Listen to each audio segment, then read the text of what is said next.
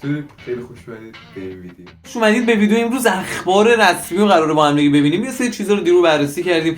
امروز قراره به یه سری از همونا خیلی بهتر و تمیزتر بپردازیم، چون دیگه رسمی شده.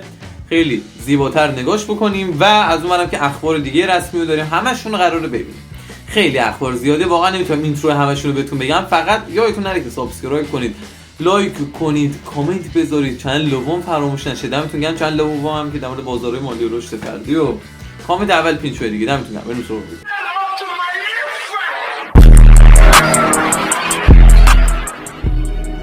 گل برسیم سراغ ویدیو امروز. داخل استودیو خودم نیستم میدونم، ولی خب اینجا هم بد نیست دیگه، اوکی میشه باش کنار اومد. بریم سراغ ویدیو امروز.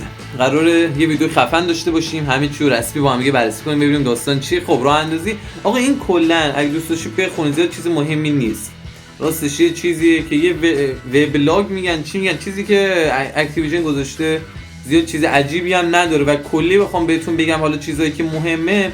کل داستان اینه که ببینید لودینگ ایرور، این تیتر یا به شما بگم سرفصل سیزن 8 و از اون ور سیزن 8 هم 9/6 منتشر میشه. یعنی نمیدونم 9/6 دقیقاً چند روز دیگه میشه، ولی برید میلادی در بیارید ببینید 9/6 چند روز دیگه میشه و 9/6 قراره منتشر بشه. یه تریلر خیلی خیلی خفنم قراره 9/6 ساعت 5 عصر بیاد بیرون که احتمالاً برای سیزن 8. پس حواستون به اینا باشه که فکر نکنم در واقع بیشتر کلون داستان 9/6 مربوط میشه به تریلری که قراره بیاد. احتمالاً قراره تریلر رسمی سیزن 8 بیاد بیرون که دیگه داخلش بتل پس و همه چی به صورت رسمی هستن. پس 9/6 ببینید کی میشه. والا دروغ نگم خودم نمیدونم. این تیزریه که با هم یه نگاه دوباره بهش بندازیم ببینیم داستان چجوریه. تیزریه که جدیدا منتشر شده راجع به سیزن 8 اسکین لژندری که با هم دیگه حرفاشو زدیم و همونجور که دارید میبینید داخل این تیزر حضور داره. و داشتم میاد 2 سیزن پیش بهتون گفتم اسکین، نه 3-4 سیزن پیش بهتون گفتم اسکین لژندری بعدیه. همونجور که میبینید اومد داخل این تیزرش هم که تمام گانای لژندری، اسکینای لژندری سیزن بعدو داشتیم. خب اسکین ها در واقع گردونه ها منظورم، اسکین ها که همشون لژندری نیستن. اینم مپی که دوباره قراره به بازی بیاد. خیلی هاتون با این مپ آشنایید، خیلی مپ خفنیه. شبیه یه مود داخل بتل رویال میاد، همه تو آشناین دیگه. یه چی میاد انگار گوی بالا سرشه، میره داخلش یه شهر خیلی مدرن و همچین چیزایی. هم در مورد اونه. از اینجا به بعد میرسیم سراغ مپ جدیدی که قراره بیاد. تیزرش رو با هم دیگه ببینیم دیگه، زیاد لازم نیست حرف بزنیم. مثل اینکه دوباره با یه سری بازسازی و یه سری تغییرات کوچولو میخواد بیاد، ولی مپ جدیدی نیست، داخل بازی بوده. اوکی، یعنی خیلی عجیب غریب و جدید و اینجور چیزا نیست که بگم واو چه مپی. نه، قدیم هممون باهاش آشنا هستیم و خیلی هم مپ قدیمی خیلی قدیم اومده بود. خب اینجا هم که این چیز بعدی که قرار بهش برسیم راجع به چی؟ راجع به اینه که یه مود بود، یه سری چیزا بود که فقط داخل قسمت خصوصی، مثلا می‌خواستی بری با یکی گیم بزنی داخل قسمت خصوصی بود. الان دیگه داره داخل قسمت پابلیک بازی هم این مود اضافه میشه. خیلی چیز عجیبی هم نیست. اون مودی که دایره میاد، باید بری تو دایره وایسی اصلا این چیز عجیب دیگه. چه جوری بهتون بگم؟ باید خودی گیم بیاد ببینید، چون زیاد چیز اصلا مهمی هم نیست راستشو بخواین. و این مود جدیدی هم که داره به بازی میاد، قبلا راجبش بهتون گفتم، مودش راجب اسلایده. یعنی چی؟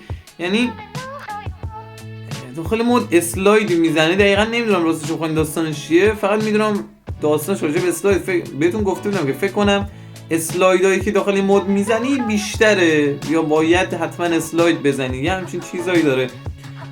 والا شاتگان جدید داریم، شاتگان خفن جدیدو امروز اومدم میبینی همه چون خفن‌تر کناره هم بچینم. و این مودایی هم که رسمی اومده حالا بهتون معرفی کنم. شاتگان ولی دیده بودیم، اینم از گیم پلیش خیلی شاتگان خفنی. یه سری میگم میخواد جای HS رو بگیره، نمیدونم والا. باید بیایم ببینیم داخل کال اف موبایل چجوریه، چون داخل نسخه‌های دیگه مثلا میتونه خفن باشه. این بلک اپس 3 بود 4 بود فکر کنم، بلک اپس 3 بود خاطره داشتم میگفتم. دیگه باید بیاد ببینیم داخل کال اف موبایل چجوریه. داخل نسخه‌های دیگه نمیشه با کال اف موبایل مقایسش کرد. نایف جدیدی که قراره بیاد و این نایف همونجوری که بهتون گفتم یکی از چیزای مهمه، به قول معروف گردونه اسکین لژندری جدیدم هست. یکی از بخشای مهم میشه این نایف که لژندری خفنش به بازی میاد که خیلی هم جذاب میشه. اینا دارین میبینیم یعنی چین فرم خفنی داره. خفن بود خوشم آمد. خیلی تند و تیزش نکنم. این همون اسکین لژندریه که ما هم دیگه بحثشو میکردیم و لودینگ ارور هم که بهتون گفتم در مورد این سیزنه. خب از اینجا به بعد میرسیم سراغ یه سری چیزای از یک از نیروی مرموز شرقی محیط نه بتل رویال به دست میاد بدون منابع و برون که اونجا ورگون قلمرو رو اشغال میکنه برنده. خب این کلش راستش رو بخواین راجع به یه موده خیلی هم ساده است، زیاد به توضیح خاصی نداره. مودش هم معلومه چیه دیگه، قلمرو خاصی رو اشغال کنی بری توش به نفع توشه. خیلی جالب، همون دایره ماگره یا میاد میری توش فلان بسار. باید موده رو بازی کنیم. سراخم احتمالاً داخل بازی سری جوایز داره مثل KN44 و اینا. خیلی چیز عجیب غریبی نیست. اما مودای معمولی خودمونن. اینم که اسکین لژندری که داشت چند سیزن پیش خدایی کی به شما گفتم. چقدر عجیبه داره تسبیح میزنه. فکر کنم واسه معبد شاولین و اینا. چی شد الان؟ عنکبوتو چی کار داشت؟ داداش عنکبوتو چرا میزنی؟ با عنکبوت مشکل چیه واسه؟ نمیفهم چرا این که الان مشکلش با عنکبوت دقیقاً چی بود که اون بدبخت بیچاره رو کشت؟ عجیبه، خوشم نیومد از اسکینش، خیلی بی منطق بود. اینجا هم برسیم سراغ این پوستری که منتشر شد، در واقع راجع به تیزره نه پوستر، داره چیزا رو نشون میده.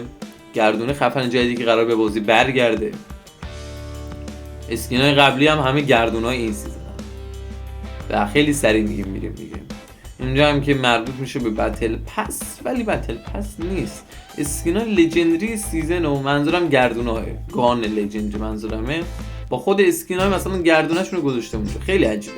این بتل پسه، این داخل چیزی که داخل بتل پسه. بتل پس پریمیوم رو داریم اینجا نوشته جوایز بتل پس پریمیوم چی هم، و اینجا هم قسمت چیزایی که حالا داخل بتل پس اپیکشون هست میتونید ببینید. ولی خب اینجا رو من نمیتونم اینجا رو اوکی باشم باهاش، چه برسه شما. پس بریم یه نگاه دقیق‌تر به خود پوستر داشته باشیم که ببینید دقیقاً بتل پس چیه. این که یه اسکین بتل پس احتمال خیلی بالا، شکی توش نیست. بتل پسی که قرار به بازی برگرده. گفتم بهتون بگم نگین داشتم یه بعد داستان خودش اخبار کاملش 1000 خبر بهتون دادم. ارزش لایک نه سابسکرایب اینا نزدی واقعا هنوز. آقا بریم. همونجوری که دارید میبینید اینجا این اسکین زیبا رو داریم. اینا آقا چون اسکین گان اپیک دستشونه به احتمال خیلی بالا اسکین اصلی بتل پس این چیزایی هستن که داریم داخل این پوستر میبینیم. و اینجا این اسکین رو داریم و یه اسکین زیبا داریم و یه اسکین رو داریم که پشت به ماه خیلی هم خفن. یه اسکین هم این پشت. اینا به احتمال بالا اسکینایی هستن که داخل بتل پس میتونیم حضورشون رو داشته باشیم. سابسکرایب و لایک و کامنت و اگه نزدی دیگه نمیدونم به چی بگم. در کل دمتون گرم. چنل رو حتما فراموش نکنید. هر چی بود و نبود پرداختیم دیگه، اصلا حرف دیگه ای نمیمونه که بخوام بهتون بگم دیگه. دمتون گرم، خیلی دمتون گرم، خیلی دوستتون دارم. تا ویدیو بعد باز.